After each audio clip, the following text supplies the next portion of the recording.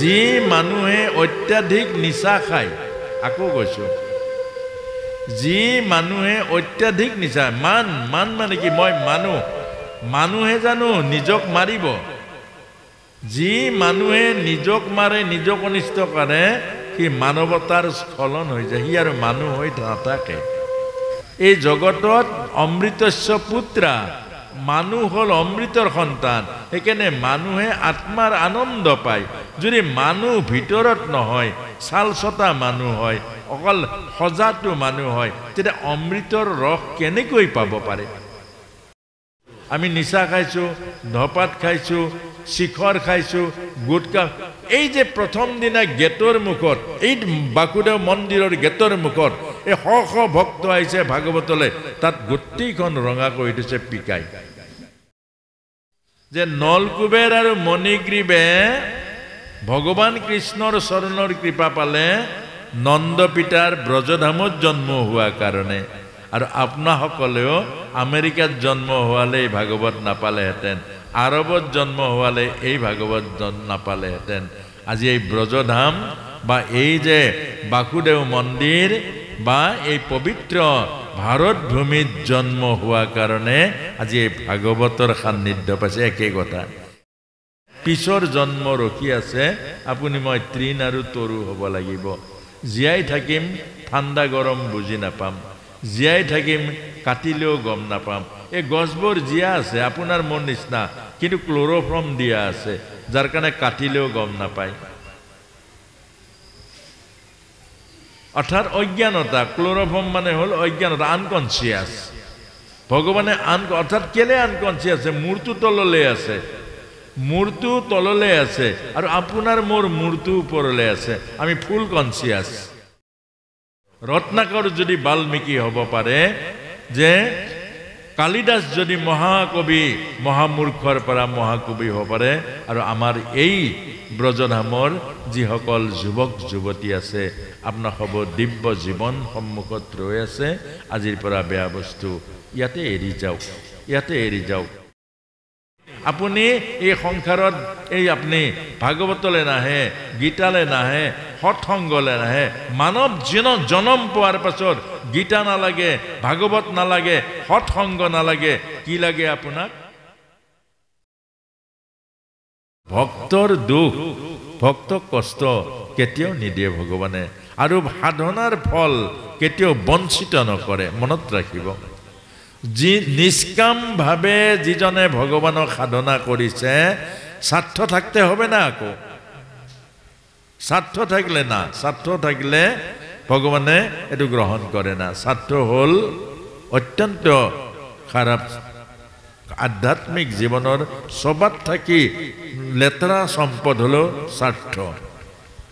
তার জন্য ভগবানে সেটা গ্রহণ করেন। নিঃস্বার্থ ভাবনার দ্বারা আমি যারা আমি যত্ন করি, আর এদিন ভগবানে এটা মরম করবে।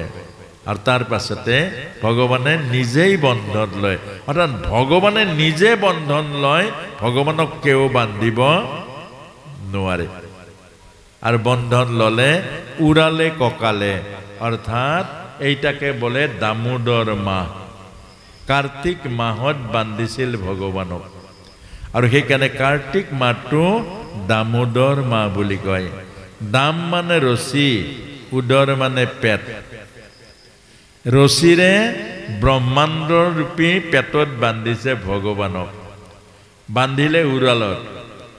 আৰু যেতিয়া উৰালে ককালে বান্ধিলে, ভগৱানে লীলা কৰিলে। নন্দ পিতাৰ ঘৰৰ সন্মুখত দুজোপা গছ আছিলে, সেই গছ দুজোপা আছিলে জমাল অৰ্জুন। এই জমাল অৰ্জুন গছ কিয় হ'ল? পূৰ্বজন্মত দুইটা গন্ধৰ্ব ছিল, নলকুবেৰ আৰু মণিগ্ৰীৱ। উনি কুবেৰৰ পুত্ৰ ছিল। বাবাৰ বড় টকা পয়সা বহুত থাকলে ল'ৰা ছোৱালী ছেলে মেয়ে নষ্ট হয়ে যায়। কুবেৰৰ ধন টকা পয়সা ঐশ্বৰ্য বিভূতি যেতিয়া আছিল, এই নলকুবেৰ আৰু মণিগ্ৰীৱ দুইটাই খারাপ হয়ে গেল। খুব নিশা খেতে আরম্ভ করলো, আর সুন্দরী নারী, অর্থাৎ ইমান মগ্ন হয়েছে একদিন যে জলকেলি করতেছে। রাস্তায় দিয়ে আসলো নারদ, নারদক দেখিও লজ্জা হয় না। অর্থাৎ নিশা যখন হবে লজ্জা থাকবে না, এটাই বড় সাংঘাতিক। লাজ যখন মরিয়া যাবে, হুশ যখন নষ্ট হয়ে যাবে, মানুষের জীবন থাকবে না। মান আর হুশ এই দুইটাই মানুষ। যদি মান নষ্ট হয়ে যায়, যদি হুশ নষ্ট হয়ে যায়, তখন কি হবে? অধোগতি হবে। অধোগতি কতটুকু? যে বলেছে গছ, প্রথম জনি হলো গছ, একেবারে তলত আহিব লাগিব। সেইকাৰণে নলকুবেৰ আৰু মণিগ্ৰীক জীৱনৰ স্খলন হ'ল একেবাৰে তললৈকে, দুইটাই গছ হৈ গ'ল। কিন্তু লাভ হ'ল কি? নাৰদ মুনি অভিশাপ দিলে। এই অৰ্থাৎ সন্তৰ কৃপা হলে যে অভিশাপতো কল্যাণে হৈ যায়।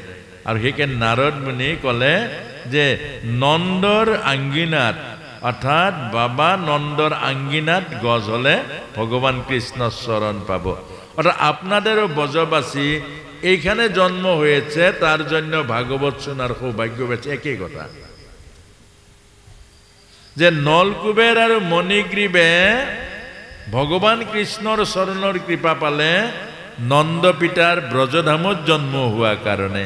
আর আপনা সকলেও আমেরিকাত জন্ম হওয়ালে এই ভাগবত নাপালেহেঁতেন, আরবত জন্ম হওয়ালে এই ভাগবত নাপালেহেঁতেন। আজি এই ব্রজধাম বা এই যে বাসুদেৱ মন্দিৰ বা এই পবিত্ৰ ভাৰত ভূমিত জন্ম হওয়াৰ কাৰণে আজি এই ভাগবতৰ সান্নিধ্য পাইছে। একেই কথা। গতিকে আপনাৰ খবৰ মাজতো যদি কিবা পাপ আছে, যদি কষ্ট আছে, কিবা অপৰাধ আছে, আজি আপনাৰ খবৰ মুক্ত হব।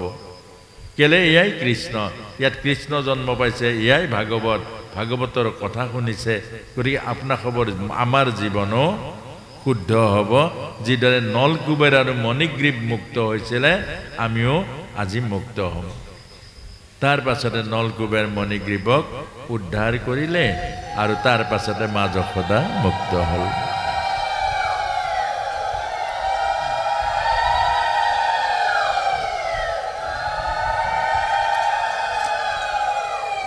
ইয়াতে ভগৱান কৃষ্ণৰ শিশুলীলা সমাপ্ত হৈছে। এতিয়া গুষ্ঠ লীলালে আমি যাম। তাৰ আগতে নাম অকণমান হওক, সকলে খুব আনন্দ কৰিব আৰু ভগৱান কৃষ্ণৰ ভাগৱতৰ এই দিব্য আনন্দ আমি সকলে আস্বাদন কৰিম। আমাৰ মাত্ৰ সময়ৰ অভাৱৰ কাৰণে ব্যাখ্যাখিনি খুব এই ৰসহীন হৈছে। ব্যাখ্যাখিনি হ'ব লাগে ভাগৱতৰ ব্যাখ্যা, অৰ্থাৎ ভগৱানৰ যি দশম স্কন্ধৰ ব্যাখ্যা হ'ব লাগে ভাৱ জগতৰ মাজেৰে। কিন্তু এতিয়া ভাৱ জগতৰ মাজেৰে হ'বলৈ টাইম লাগে, সময় লাগে, আৰু সেই সময়ৰ কম কাৰণে ব্যাখ্যাখিনি অকণমান থিয় হৈছে। কিন্তু তথাপিও এইবাৰ আপোনালোকে দৰ্শনটো নিজে জানি লওক, আৰু দৰ্শন জনাৰ পাছতে নিজে নিজে আপোনালোকৰ হৃদয়ত ৰস আহিব, কৃষ্ণময় ভক্তি আহিব আৰু অনুভৱবোৰ আহিব। অনুভৱবোৰ কেলে? যি মানুহে অত্যাধিক নিচা খায়, আকৌ কৈছোঁ, যি মানুহে অত্যাধিক নিচা, মান মানে কি? মই মানুহে জানো নিজক মাৰিব? যি মানুহে নিজক মাৰে, নিজক অনিষ্ট কৰে, সি মানৱতাৰ স্খলন হৈ যায়, সি আৰু মানুহ হৈ নাথাকে। মানুহে যদি মানুহৰ কৰ্ম নকৰে, তেওঁ মানুহ হৈ থাকিব জানো? এইটোকে বুজাইছে। গতিকে আজিৰ ভাগৱতত এই কথাখিনিয়ে কৈছে, মানুহে নকৰা কাম নকৰিব, মানুহৰ কামখিনিহে কৰিব, তেতিয়ালৈকে মানুহ থাকিব। মানুহ জন্ম পাই যদি মানুহৰ কাম নকৰে, তেতিয়াহ'লে মানুহ কেনেকৈ? আপুনি নিজেই বিচাৰ কৰক। এইটো ভাগৱতে আমাক বুজাইছে, ভগৱানে বুজাইছে যে তই যদি মানুহৰ জন্ম পাই মানুহৰ আচৰণ নকৰ, মানুহৰ জন্ম পাই যদি মানুহৰ নিচিনা কথা নকওঁ, মানুহৰ নিচিনা চিন্তা, মানুহৰ নিচিনা বিচাৰ নকৰ, তেন্তে মানুহ কেনেকৈ হৈ থাকিবি? মানুহ মানে বাহিৰটো মানুহ হৈ থাকিবি, কিন্তু ভিতৰটোতো তোৰ মানুহ নহ'ব। মানুহ যদি নহয়, শান্তি ক'ত থাকিব? সুখ ক'ত থাকিব? শ্ৰী সৌন্দৰ্য ক'ত থাকিব? যে মানুহৰ কাৰণেহে এখন সুখ পায় এই জগতত অমৃতস্য পুত্ৰা মানুহ হল অমৃতৰ সন্তান সেইকাৰণে মানুহে আত্মাৰ আনন্দ পায় যদি মানুহ ভিতৰত নহয় চালচতা মানুহ হয় অকল সজাটো মানুহ হয় তেতিয়া অমৃতৰ ৰস কেনেকৈ পাব পাৰে একেবাৰে সহজ কথা গুৰে আমাক কৈছে মানুহ হয় মানুহৰ চিন্তা মানুহ হয় মানুহৰ কৰ্ম মানুহ হয় মানুহৰ ধৰ্ম মানুহ হয় মানুহৰ বিচাৰ বুদ্ধি সদায় বজাই ৰাখিব লাগিব আৰু তেতিয়াহে আমি মানৱীয় সুখ মানৱীয় আনন্দ মানৱীয় শান্তি পাম আৰু যদি আমি নকৰো আমাৰ পিছৰ জন্মটো অৰ্থাৎ এই জন্মটো আমাৰ সুখ নাথাকে কেলে এই জন্মটো আমি শান্তি নাপাওঁৱে পিছৰ জন্ম ৰখি আছে আপুনি মই তৃণ আৰু তৰু হ'ব লাগিব জীয়াই থাকিম ঠাণ্ডা গৰম বুজি নাপাম জীয়াই থাকিম কাটিলেও গম নাপাম এই গছবোৰ জীয়া আছে আপোনাৰ মন নিচিনা কিন্তু ক্লোৰোফৰ্ম দিয়া আছে যাৰ কাৰণে কাটিলেও গম নাপায় অৰ্থাৎ অজ্ঞানতা ক্লোৰোফৰ্ম মানে হল অজ্ঞানতা আনকনচিয়াস ভগৱানে অৰ্থাৎ কেলে আনকনচিয়াস মূৰটো তললৈ আছে মূৰটো তললৈ আছে আৰু আপোনাৰ মোৰ মূৰটো ওপৰলৈ আছে আমি ফুল কনচিয়াস আমি চেতনা মাৰিহে আনকনচিয়াস হৈছো আমি নিজে নিজে আনকনচিয়াস হৈছো কিন্তু ভগৱানে আমাক ফুল কনচিয়াস কৰি দিছে কেলে মানুহে ঈশ্বৰক পায় মানুহে ঈশ্বৰৰ অনুভৱ কৰিব পাৰে ফুল কনচিয়াস কিন্তু আমি নিজে নিজে আনকনচিয়াস হৈছো অচেতন হৈছো আমি নিশা খাইছো ধপাত খাইছো শিখৰ খাইছো গুটকা এই যে প্ৰথম দিনা গেটৰ মুখত এই বাকুদেৱ মন্দিৰৰ গেটৰ মুখত এই শ শ ভক্ত আহিছে ভাগৱতলৈ তাত গোটেইখন ৰঙা কৰি দিছে পিকাই এইজন কি মানুহজনৰ দোষ নাই এটা হাঁহে যতে ততে ফিককে মাৰেন নামাৰে হে এই মানুহজনৰ মুখখন হাঁহৰ নিচিনা হৈছে নাই হাঁহ যেনেকৈ আনকনচিয়াস হাঁহ যেনেকৈ অচেতন এই মানুহজনৰ মুখখন এনেকৈ অচেতন য'ত ত'ত পিকাই দিয়ে তেওঁ নিজেই নাজানে ক'ত পিকায় আৰু পাছৰ জন্মটো সেই অৱস্থা পাব য'ত ত'ত চিককে মাৰা হাঁহৰ জন্ম পাব কুকুৰাৰ জন্ম পাব মুৰ্গীৰ জন্ম পাব ইয়াৰ কাৰণে জগৰীয়া কোন ইয়াৰ কাৰণে জগৰীয়া আপুনি এই সংসাৰত এই আপুনি ভাগৱতলৈ নাহে গীতালৈ নাহে সৎসংগলৈ নাহে মানৱ জনম পোৱাৰ পাছত গীতা নালাগে ভাগৱত নালাগে সৎসংগ নালাগে কি লাগে আপোনাক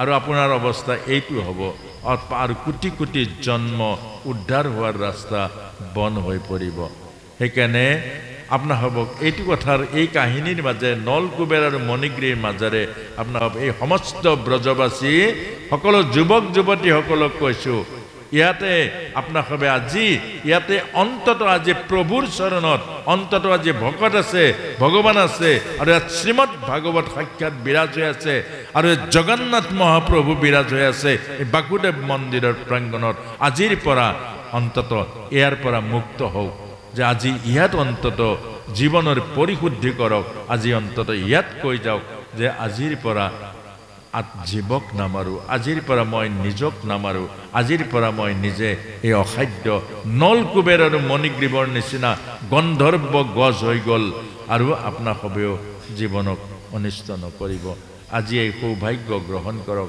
ৰত্নাকৰ যদি বাল্মীকি হ'ব পাৰে যে কালিদাস যদি মহাকবি মহামূৰ্খৰ পৰা মহাকবি হ'ব পাৰে আৰু আমাৰ এই ব্ৰজধামৰ যিসকল যুৱক যুৱতী আছে আপোনাৰ হ'ব দিব্য জীৱন সন্মুখত ৰৈ আছে আজিৰ পৰা বেয়া বস্তু ইয়াতে এৰি যাওক ইয়াত এৰিবলৈ বল পাব ভাগৱতে সহায় কৰিব ভগৱানে সহায় কৰিব আৰু ইয়াত জগন্নাথ মহাপ্ৰভুৱেও সহায় কৰিব গতিকে আজিৰ পৰা এই বেয়া বস্তু নিজক বেয়া মাৰা বস্তু আপোনাৰ হবে কেতিয়াও গ্ৰহণ নকৰিব আৰু ইয়াৰ পাছতে আহিলে আমাৰ গুষ্ঠ লীলা আৰু তাৰ আগতে অকমান নাম হওক সকলে আনন্দ কৰিব আনন্দটো হ'ব লাগে আজি আমাৰ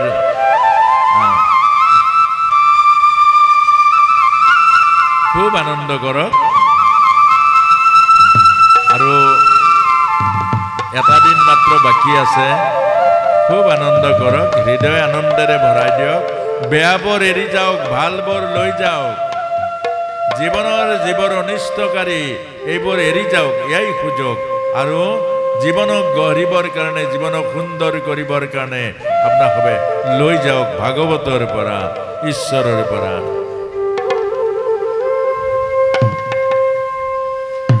সোণৰ বংশী যোগাৰ দাও নালাগে ৰাধে ৰাধে ৰূপৰ বাংশী নালাগে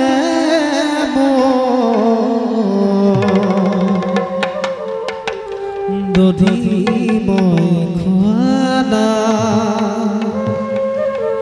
ভাত মই ভগানা চোৰ বুলি বান্ধি থলা জখুৱাই চোৰ বুলি বান্ধি থলা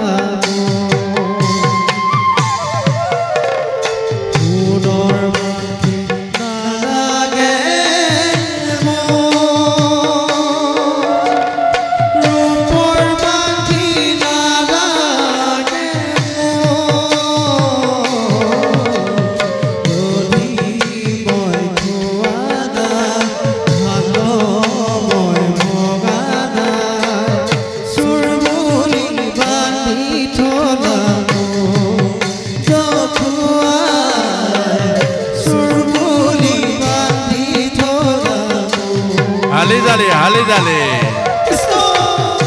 শৰীৰেৰ জড়তা সাৰিয়া দাও হালি জালি